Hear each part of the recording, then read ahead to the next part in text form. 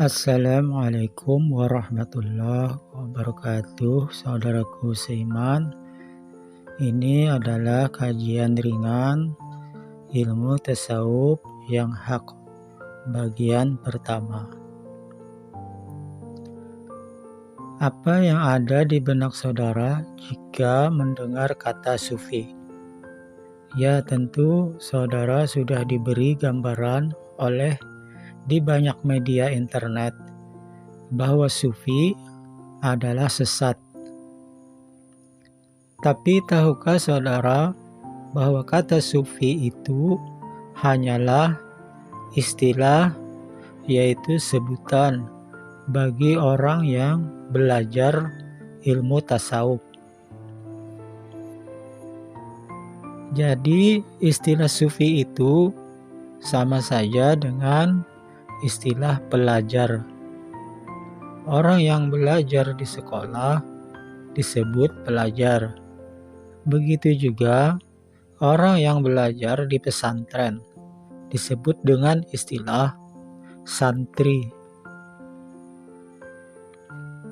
Setelah saudara tahu apa istilah sufi itu, tentu saja tidaklah logis jika saudara memvonis sufi itu sesat tanpa mengetahui terlebih dahulu apa saja isi tasawuf yang diajarkan. Mari kita lihat secara umum lebih dulu apa yang diajarkan daripada ilmu tasawuf itu. Ketahuilah bahwa pelajaran tasawuf itu ada dua intisarinya. Satu, belajar syariat dari jauhirnya Rasulullah Shallallahu Alaihi Wasallam, yaitu apa-apa saja yang terlihat dan terdengar dari Rasulullah Shallallahu Alaihi Wasallam. Dua, belajar syariat dari batinnya Rasulullah Shallallahu Alaihi Wasallam, yaitu apa-apa saja yang terlihat dan terdengar daripada batinnya Rasulullah Shallallahu Alaihi Wasallam. Nah, itulah dua intisarinya dari isi ajaran tasawuf itu. Semua bersumber dari Rasulullah Shallallahu Alaihi Wasallam. Untuk agar lebih paham, tentu syariat jauhir dan batin di sini akan saya contohkan, yaitu syariat amal sedekah. Kita telah diajari secara jauhir amal sedekah itu.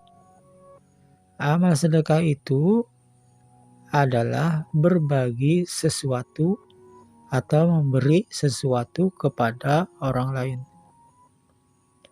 Baik itu materi yang nampak atau tidak nampak. Namun yang harus kita pahami bahwa diterimanya amal sedekah itu tergantung dari amal batin, yaitu hati. Maka bersihkanlah hati dari sifat seperti ria, kikir, sombong, dan lain-lain. Kemudian isilah hati dengan sifat-sifat yang mulia seperti misalnya ikhlas. Amal jauhir sedekah tidak diterima jika hati itu ingin pamer, ingin dilihat orang bahwa saudara itu adalah suka bersedekah. Jadi ini penting sekali saudara menjaga hati agar bersih dari ria. Sekarang saya akan contohkan satu lagi, yaitu syariat sholat. Kita sudah diajarkan cara sholat oleh Nabi Shallallahu Alaihi Wasallam secara johirnya, mulai dari takbir sampai salam. Namun belum tentu sholat kita itu diterima, karena tergantung dari hati kita. Jika hati kita ada ria atau ada merasa ingin pamer bahwa kita itu adalah muslim yang rajin sholat, maka sholatnya tidak diterima. Dan apalagi kalau hati kita itu ada sifat sombong, seperti pejabat yang sombong dengan jabatannya, atau ulama yang merasa lebih alim dari orang lain, dan banyak lagi contoh kekotoran hati yang akan merusak amal johir sholat kita.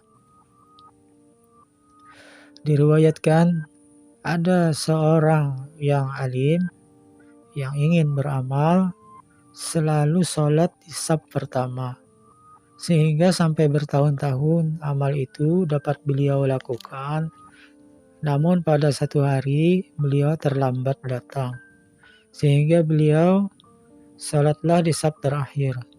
Sehabis sholat, beliau ternyata ada merasa di hati tidak nyaman, dilihat orang lain. Oleh karena beliau itu yang biasanya ada di saf paling depan, sekarang di saf terakhir.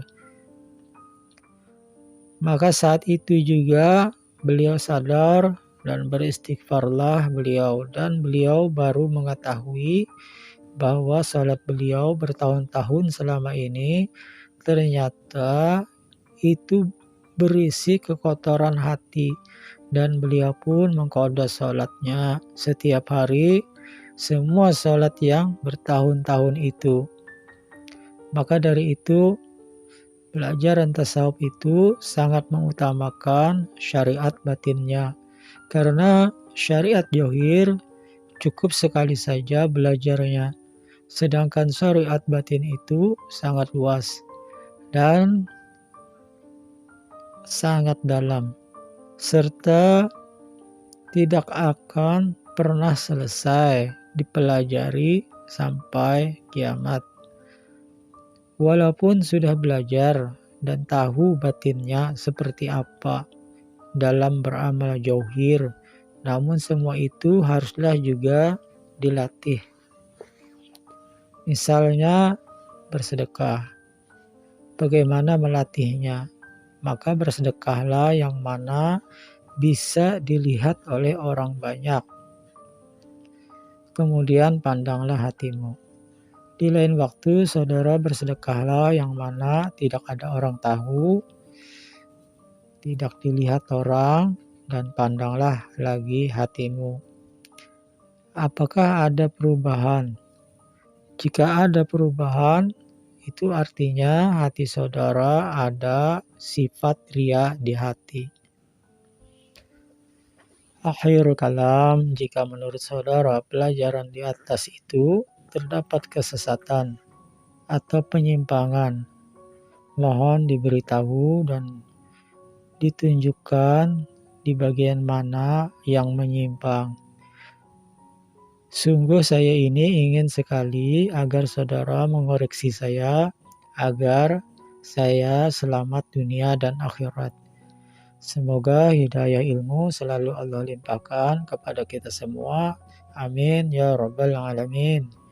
Assalamualaikum warahmatullahi wabarakatuh.